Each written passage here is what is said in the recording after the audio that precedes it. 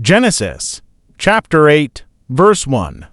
But God remembered Noah and all the wild animals and the livestock that were with him in the ark, and he sent a wind over the earth, and the waters receded. Verse 2. Now the springs of the deep and the floodgates of the heavens had been closed, and the rain had stopped falling from the sky. Verse 3. The water receded steadily from the earth. At the end of the 150 days the water had gone down. Verse 4. And on the 17th day of the 7th month the ark came to rest on the mountains of Ararat. Verse 5. The waters continued to recede until the 10th month, and on the first day of the 10th month the tops of the mountains became visible. Verse 6. After 40 days Noah opened a window he had made in the ark. Verse 7. And sent out a raven, and it kept flying back and forth until the water had dried up from the earth. Verse 8. Then he sent out a dove to see if the water had receded from the surface of the ground. Verse 9. But the dove could find nowhere to perch because there was water over all the surface of the earth. So it returned to Noah in the ark. He reached out his hand and took the dove and brought it back to himself in the ark. Verse 10. He waited 7 more days and again sent out the dove from the ark.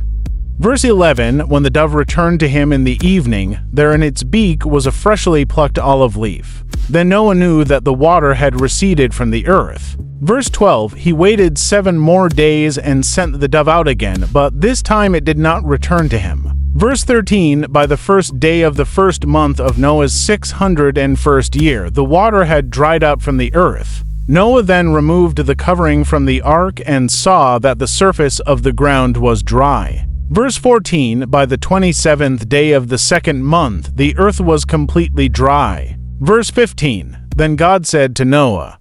Verse 16. Come out of the ark, you and your wife and your sons and their wives. Verse 17. Bring out every kind of living creature that is with you, the birds, the animals, and all the creatures that move along the ground, so they can multiply on the earth and be fruitful and increase in number on it.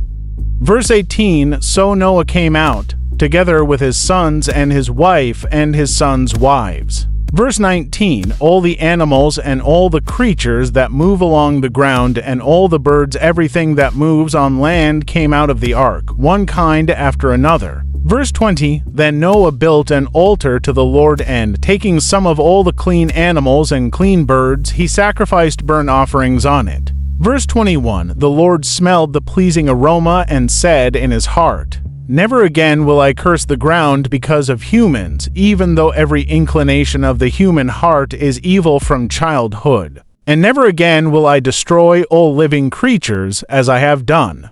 Verse 22. As long as the earth endures, seed time and harvest, cold and heat, summer and winter, day and night will never cease. Please like, share, and follow. Remain blessed. Peace.